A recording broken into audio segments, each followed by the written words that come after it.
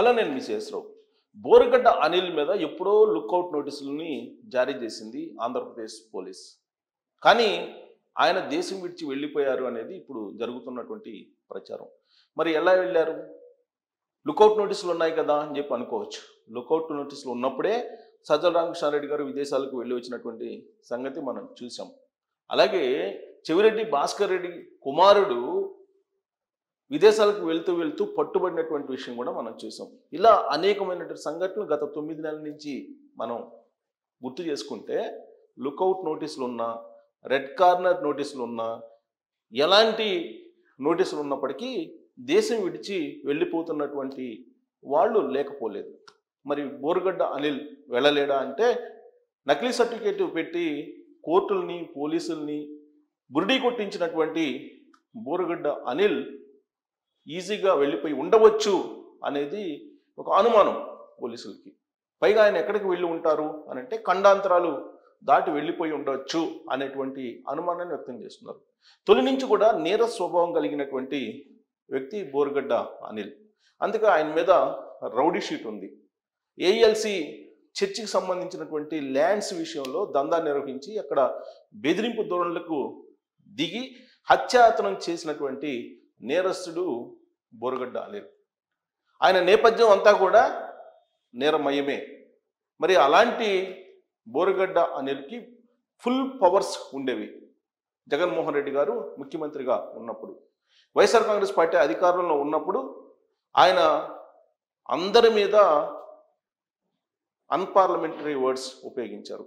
అంతేకాదు జర్నలిస్టులను కూడా లేపేస్తామని చెప్పి డైరెక్ట్గా బహిరంగంగానే చెప్పినటువంటి సందర్భాలు ఉన్నాయి. అంత నటోరియస్ క్రిమినల్ బోరుగడ్డ అనిల్ అనేది పోలీసులు చెప్తూ ఉంటారు కొంతమంది. కానీ మరికొంతమంది పోలీసులు ఆయనకి పోలీస్ స్టేషన్లో ఉన్నా లేదా జైల్లో ఉన్న రాచ మర్యాదలను ఏర్పాటు చేస్తూ ఉన్నారు. మన గుంటూరులో పోలీసులు, అరణ్యపేట పోలీసులు ఆయన్ని అరెస్ట్ చేసినటువంటి సందర్భంగా ఆయన మేనల్లుడిని తీసుకొచ్చి ఆడుకునేదానికి వెసులుబాటు కల్పించారు. అంతేకాదు ఆయనకి బెడ్ పనుకోవడానికి ఫ్యాను ప్రత్యేకంగా ఏర్పాటు చేశారు. ఆ విషయాన్ని బయటికి పెట్టినటువంటి సంబంధిత విలేకరిని పోలీసులు టార్గెట్ చేశారు. ఆ విలేకరి మీద కేసు పెట్టారు. ఆ తర్వాత అది బయటకు వచ్చింది ఆ వీడియో. విధులైనటువంటి పరిస్థితుల్లో కొంతమంది కానిస్టేబుల్ని వీఆర్కి పనిష్మెంట్ మీద పంపించారు. ఆ తర్వాత కోర్టుకి ప్రొడ్యూస్ చేసేటువంటి సమయంలో రాజమండ్రి సెంట్రల్ జైలుకి గుంటూరు నుంచి తీసుకెళ్లేటువంటి సమయంలో ఆయన వెళ్తూ ఆ కోర్టు కానిస్టేబుల్స్కి దావత్ ఇచ్చారు ఒక రెస్టారెంట్లో. ఆ రెస్టారెంట్లో పోలీసులతో కలిసి దావత్ చేసుకున్నాడు బోరుగడ్డ అనిల్. ఆ దృశ్యాన్ని అక్కడ ఉన్నటువంటి ఒక వ్యక్తి షూట్ చేసే ప్రయత్నం చేస్తే అతనితోటి గొడవ పడ్డారు.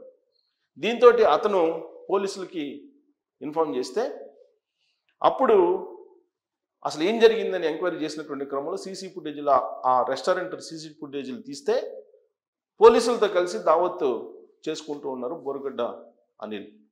అప్పుడు ఆ సెక్యూరిటీగా వెళ్ళినటువంటి కానిస్టేబుల్ని సస్పెండ్ చేశారు. అంటే ఇదంతా కూడా నేను ఎందుకు రివీల్ చేస్తున్నానంటే, బోరుగడ్డ అనిల్కి పోలీస్కి మధ్య ఉన్నటువంటి అవినాభావ సంబంధం ఎలా ఉండేది అనే దానికి నేను గుర్తు చేస్తున్నాను. ఈ బాంధవ్యం, ఈ సాన్నిహిత్యం అంతా ఎప్పటి నుంచి వచ్చింది?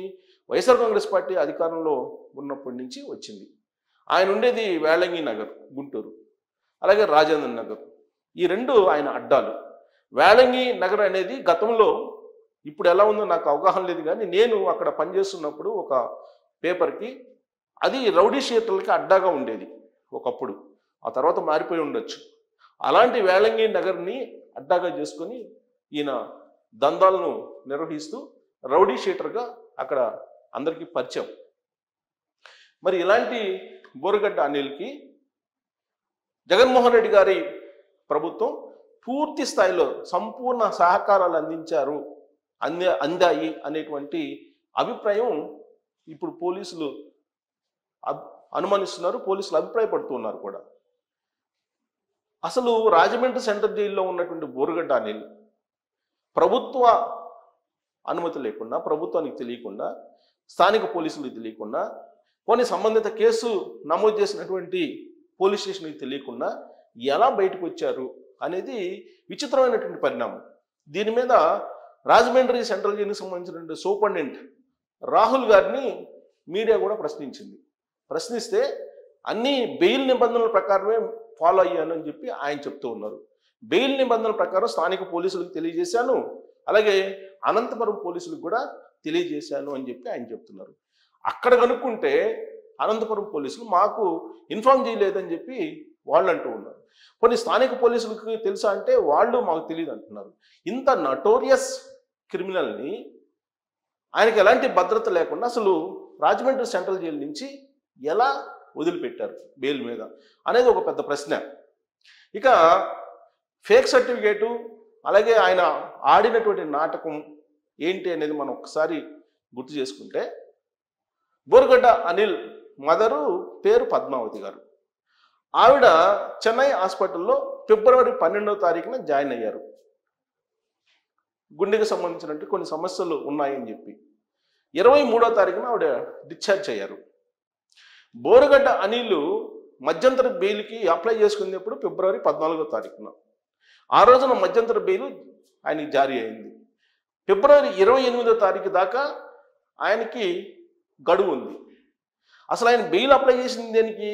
వాళ్ళ మదర్ని అపోలో హాస్పిటల్ చెన్నైలో చేర్పించాలి, గుండెకి సంబంధించినటువంటి చికిత్స చేయించాలి, కాబట్టి మధ్యంతర బెయిల్ ఇవ్వండి అని చెప్పి ఫిబ్రవరి 14వ తారీఖున బెయిల్ పిటిషన్ వేశారు. అయితే అప్పటికే ఆయన తల్లి పద్మావతి గారు 12వ తారీఖున ఆసుపత్రిలో జాయిన్ అయ్యారు. కానీ ఆయన పిటిషన్ ఏంటి? నేను వెళ్ళి అపోలో హాస్పిటల్లో జాయిన్ చేయించాలి మా మదర్ని అనేది ఆయన వేసినటువంటి పిటిషన్. సరే, దాని మీద వాద ప్రతివాదనలు జరిగాయి. దాంతో బెయిల్ ఇచ్చారు, మధ్యంతర బెయిల్. 28వ తారీఖు సాయంత్రం 5 గంటలకు లొంగిపోవాలి అని చెప్పి ఆ మధ్యంతర బెయిల్లో పెట్టినటువంటి కండిషన్. దాని ప్రకారం 28వ తారీఖున ఆయన లొంగిపోయారు. 23వ తారీఖున వాళ్ళ మదర్ డిశ్చార్జ్ అయ్యారు చెన్నై అపోలో హాస్పిటల్లో. మరి 23 నుంచి 28 దాకా ఆయన మధ్యంతర బెయిల్ మీద ఉన్నారు కదా, ఎక్కడున్నారు, ఏం చేశారు అనేది పోలీసులు తేల్చాలి. ఇప్పుడు ఏం చేశారు అనేది మనం ఒక్కసారి ఎక్స్పెక్ట్ చేస్తే 23 నుంచి 28 తారీఖు వరకు గుంటూరులో ఉండేటువంటి లలిత హాస్పిటల్ని టార్గెట్ చేశారు. అక్కడ రాఘవ శర్మ గారని పేరు మోసినటువంటి గుండె సంబంధ వ్యాధుల నిపుణులు ఉన్నారు, కార్డియాలజిస్ట్. ఆయన లెటర్ హెడ్ తీసుకున్నారు. ఆయన లెటర్ హెడ్ తీసుకొని ఆ లెటర్ హెడ్ మీద సంతకాలు ఆయన సంతకమే ఫోర్జరీ చేశారు. ఫోర్జరీ చేసి వాళ్ళ మదర్కి అపోలో హాస్పిటల్లో చికిత్స చేయించాలి మళ్ళీ అని చెప్పి రిఫర్ చేయించుకున్నారు. రిఫర్ చేయించుకొని చెన్నై ఆసుపత్రికి వెళ్ళాలి అని చెప్పేసి ఆయన లెటర్ పెట్టారు. లెటర్ పెట్టి 1వ తారీఖున మార్చి 1వ తారీఖున లంచ్ మోషన్ పిటిషన్ మూవ్ చేశారు. లంచ్ మోషన్ పిటిషన్ మూవ్ చేసి ఈ రాఘవ శర్మ గారి సర్టిఫికేటు ఇచ్చిన దాన్ని, అంటే రాఘవ శర్మ గారు ఇచ్చినట్టు చెప్తున్నటువంటి సర్టిఫికేట్ను ప్రొడ్యూస్ చేసి వాళ్ళ మదర్ని చికిత్సకు చెన్నై హాస్పిటల్కి తీసుకెళ్ళాలి అనేటువంటి ఒక వాదంతో ఆ మధ్యంతర బెయిల్ని ఫిబ్రవరి 11 దాకా పొడిగించుకునేలాగా చేశారు. ఫిబ్రవరి 11 వరకు. అంటే అసలు వాళ్ళ మదరు చెన్నై హాస్పిటల్కి వెళ్ళిన డేటు, ఆవిడ డిశ్చార్జ్ అయిన డేట్కి ఇతను మార్చి 1వ తారీఖున వేసినటువంటి మధ్యంతర బెయిల్ పొడిగింపుకి సంబంధమే లేదు. అంటే ఇది మొత్తం కూడా గ్యాంబ్లింగ్ ఆడాడు. గ్యాంబ్లింగ్ ఆడి కోర్టును నమ్మించారు. కోర్టు నమ్మింది. కోర్టు నమ్మి ఆయనకి మధ్యంతర బెయిల్ని పొడిగించింది ఫిబ్రవరి 11వ తారీఖు దాకా. ఫిబ్రవరి 11వ తారీఖు 5 గంటలకి లొంగిపోవాలి. అయితే ఆయన 28వ తారీఖు నుంచి యాక్చువల్గా ఆయన మధ్యంతర బెయిల్ పొడిగించాలనే దాని మీద వాదోపాదనలు జరిగినప్పుడు అసిస్టెంట్ పబ్లిక్ ప్రాసిక్యూటరు అతను ప్రొడ్యూస్ చేసినటువంటి సర్టిఫికేట్ మీద అనుమానాలు ఉన్నాయి, అది ఫేక్ అయి ఉండొచ్చు అనేటువంటి అనుమానం వ్యక్తం చేసినప్పుడు జడ్జి మల్లికార్జునరావు గారు ఒకవేళ అది ఫేక్ అయితే తీవ్రమైనటువంటి చర్యలకు ఆదేశించే అవకాశం ఉంది అని చెప్పి ఆయన చెప్తూ మధ్యంతర బెయిల్ ఇచ్చేశారు. దీన్ని ఫేకా కాదా అనేది తేల్చండి అని కూడా జడ్జే చెప్పారు. ఆ మేరకు పోలీసులు రంగంలో దిగారు. రంగంలో దిగి ఆ సర్టిఫికేటు ఫేక్ అని చెప్పి తేల్చారు. ఫేక్ అని తేలిన తర్వాత ఎమ్మటే బోరుగడ్డ అనిల్ని ట్రేస్ అవుట్ చేసేటువంటి పనులు ప్రారంభించారు. బట్ స్విచ్ ఆఫ్ చేస్తున్నారు. ఫోన్లు ఆయన సొంత ఫోన్ స్విచ్ ఆఫ్ చేస్తున్నారు. అలాగే వాళ్ళ బంధువులకు సంబంధించిన ఫోన్లు, వాళ్ళ కుటుంబీకులకు సంబంధించిన ఫోన్లు అన్నీ స్విచ్ ఆఫ్ అయ్యండి. అయితే చివరి సిగ్నల్ ఎక్కడ దొరికింది బోరుగడ్డ అనిల్ది అని అంటే హైదరాబాద్ పరిసర ప్రాంతాల్లో దొరికింది సిగ్నల్. దీన్ని పట్టుకున్నారు పోలీసులు. మరి హైదరాబాద్లో ఎక్కడుండి ఉండొచ్చు అనే దాని మీద ఎంక్వైరీ చేస్తున్నారు. కానీ చివరి సిగ్నల్ హైదరాబాద్లో కనిపించినప్పటికీ ఆ తర్వాత ఆయన ఆ ఫోన్ కాకుండా వేరే ఫోన్ వాడారు. ఆ వేరే ఫోన్ నుంచి బంధువులకి వాళ్ళ కుటుంబీకులకి టచ్లో ఉన్నట్టు పోలీసులు కనుగొన్నారు. అంతవరకు ఇన్వెస్టిగేషన్ జరిగింది. కానీ ఆ తర్వాత ఏం జరిగింది? 1వ తారీఖు మధ్యంతర బెయిల్ పొడిగించారు. అది ఫేక్ అని తేలింది. ఈ గత 4-5 రోజుల నుంచి బోరుగడ్డ అనిల్ ఎక్కడ ఉన్నారో తెలియదు పోలీసులు. హైదరాబాద్లో లాస్ట్ సిగ్నల్ కనిపించింది. మరి హైదరాబాద్ నుంచి ఎక్కడికి వెళ్ళిపోయారు? సిగ్నల్ ఏమో హైదరాబాద్లో కనిపించింది. మరి అది బోరుగడ్డ అనిల్ ఫోన్ని వేరే వాళ్ళు వాడుతున్నటువంటి క్రమంలో కనిపించిందా? లేదంటే బోరుగడ్డని ఓడరేవు ద్వారా దక్షిణాఫ్రికాకో లేదంటే లండన్కో ఎక్కడో దగ్గరికి ఓడల్లో పంపించారా? ఎందుకంటే నేను ఓడలేని ఎందుకు అంటున్నానంటే విమానాల్లో పంపించడం అవకాశం లేదు, లుక్అవుట్ నోటీసులు ఉంది కాబట్టి. ఒకవేళ విమానాల్లో వెళ్ళాలంటే లుక్అవుట్ నోటీసులు కూడా కాదని మేనేజ్ చేసి వెళ్ళేటువంటి అవకాశాలు కూడా లేకపోలేదు. కానీ గతంలో మీకు వైజాగ్ పోర్ట్ నుంచి కానీ కాకినాడ పోర్ట్ నుంచి కానీ దక్షిణాఫ్రికాకి వాణిజ్య లావాదేవీలు బాగా జరిగాయి. వైఎస్ఆర్ కాంగ్రెస్ పార్టీకి సంబంధించినటువంటి కొంతమంది పెద్దలు దక్షిణాఫ్రికాకి సంబంధించినటువంటి లావాదేవీలు బాగా నడిపారు. పైగా దక్షిణాఫ్రికా అధ్యక్షుడు ఎన్నికైనప్పుడు కొత్తగా ఆయనకి శుభాకాంక్షలు తెలుపుతూ ట్వీట్లు కూడా చేశారు కొంతమంది. మరి వాళ్ళు ఈయన్ని సముద్ర మార్గం ద్వారా తరలించారా బోరుగడ్డ అనిల్ ఫ్యామిలీ మొత్తాన్ని? వాళ్ళ ఫ్యామిలీలో ఎవ్వరు కనిపించట్లే. ఇప్పుడు అందరూ ఎస్కేప్. ఇప్పుడు పోలీసులు తెల్లముఖం వేసుకొని చూస్తున్నటువంటి పరిస్థితి. మరి దీనికి ఎవరు బాధ్యత వహిస్తారు? ఇంత జరిగితే ఇంటెలిజెన్స్ ఏం చేస్తుంది?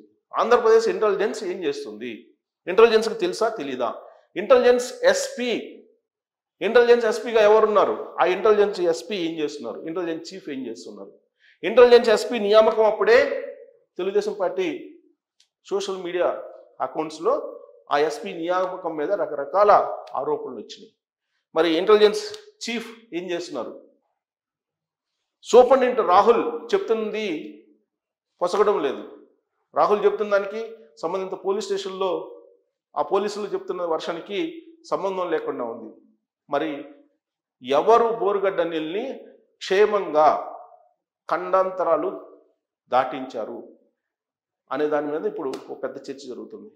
మరి ఆంధ్రప్రదేశ్ పోలీసులు ఖండాంతరాల్లో ఉన్న 7 సముద్రాల అవతల ఉన్న తీసుకొచ్చి శిక్షించేటువంటి అవకాశం ఉందా అనే దాని మీద మీరు ట్రోల్ చేయొచ్చు. Thank you.